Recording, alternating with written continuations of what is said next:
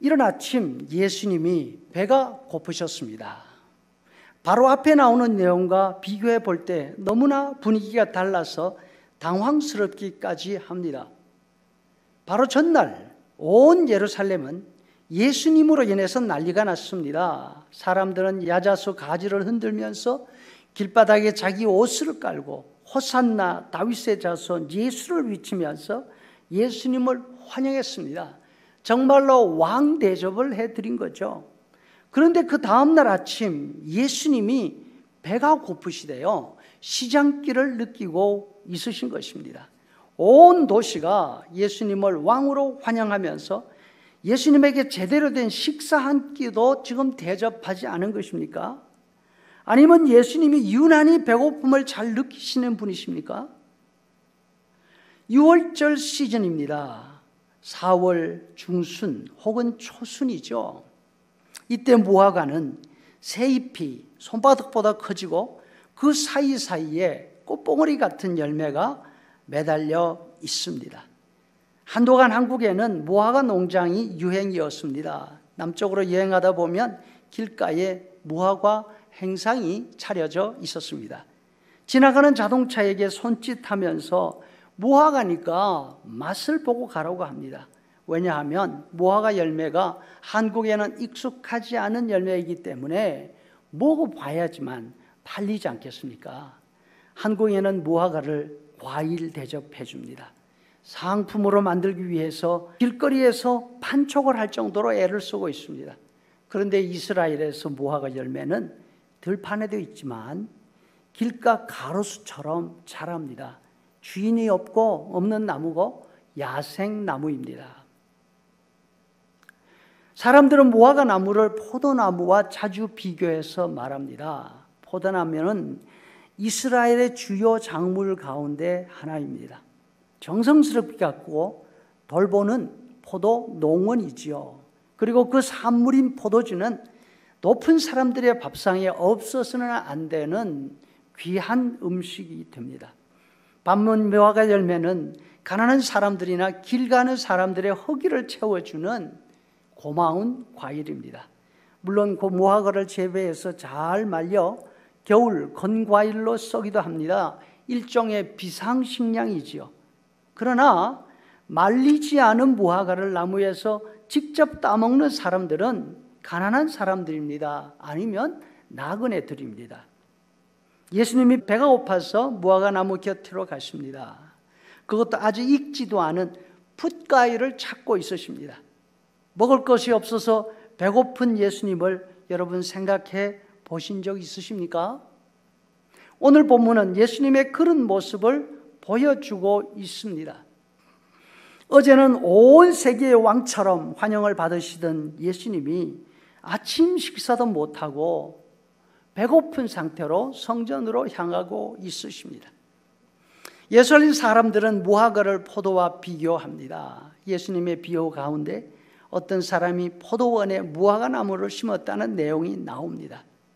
포도나무나 포도원은 누구나 귀하게 생각하는 재산이고 주인들은 울타리를 쳐서 보호합니다. 반면 무화과 나무는 주인도 없이 아무나 그 열매를 따먹을 수 있는 그런 과일이다, 그 말이죠. 오늘 본문에서 예수님이 안타까워하시는 이유는 어떻게 무화과 같이 하찮은 나무가 여기 성전 가는 길목에 있느냐? 그것 아닙니다. 무화과 나무에 왜 무화과가 없는가? 이것이 예수님이 말씀하시는 핵심입니다. 예수님은 무화과 나무대로 포도나무가 되라고 하지 않으십니다. 무화과 나무대로 백향목이 되라고 말하지 않으십니다. 예수님은 그저 무화과 나무에서 무화과 열매를 기대하고 계시는 것입니다. 아직 익은 열매를 낼 계절도 아니었습니다. 그렇더라도 그 계절에 맞는 수준의 열매가 있어야 한다는 것입니다. 우리는 어떻습니까? 열매가 있습니까? 포도나무가 아니라도 괜찮습니다. 잘 익은 달콤한 무화과 열매가 아니라도 괜찮습니다. 풋 무화과 열매라도 종류에 맞게, 계절에 맞게 열매를 맺을 수 있어야 합니다. 예수님이 바로 그것을 찾으십니다. 이것이 체포와 모욕과 십자가를 앞에 두고 있으신 예수님이 원하시고 기대하시는 바입니다. 요즘처럼 힘든 시기, 우리는 주변 환경을 이야기하면서 이런 시절에 누가 무슨 일을 할 수 있겠어? 우리는 그저 하루하루 살아가기에 벅찬 사람들이야. 다시 말하지만 예수님은 무화과 나무에게 무화과를 기대하십니다. 포도가 아닙니다. 올리브가 아닙니다. 예수님은 6월절 계절에 풋과일을 기대하십니다. 농익은 검은 무화과가 아닙니다. 예수님이 지금 우리에게 기도하시는 것은 무엇일까요? 이 어려운 시기에 맞는 믿음의 열매를 기대하시는 것 아니겠습니까? 메이저리거 추신수 선수처럼 수백만 불 돈을 내서 힘든 사람들에게 기꺼이 도와주는 일, 유명한 음악가들처럼 온라인으로 멋있는 위로함을 만들어서 고생하는 사람들에게 힘을 북돋아주는 일, 우리도 그렇게 할 수 있는 여력이 있다면 얼마나 좋겠습니까?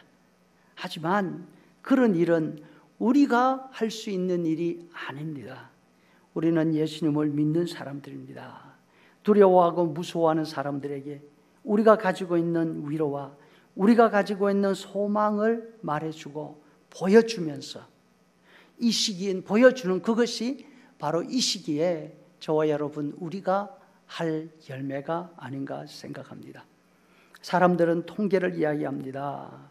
끔찍한 이야기들을 합니다. 그러나 우리는 그와 같은 세상 사람들이 하는 이야기가 아니라 어려움 가운데서 희망을 이야기하고 위로를 이야기해야 하지 않겠습니까? 병이 무섭고 두렵지만 이 병도 하나님의 손안이 있고 하나님께서 도와주실 것이라고 믿는 그 믿음을 말해주는 것 아니겠습니까? 그래서 주변에 있는 단 몇 사람이라도 우리를 만나서 위로받고 우리의 말을 들으면서 마음의 용기를 얻도록 해야 될 것입니다. 바로 이것이 이 어려울 때에 저와 여러분이 맺을 수 있는 믿음의 열매이고, 힘들어하면서 우리 짐 하나 감당하기 힘든 우리들에게 예수님이 기대하시는 풋 무화과 과일이라 믿습니다. 오늘도 주님께서 주시는 단잠을 잘 뿐 아니라 내일 아침 다시 힘 있는 모습으로 일어나서 하나님께서 맡기신 일들을 잘 감당하는 그런 우리들 될 수 있기를 간절히 소원합니다. 아멘.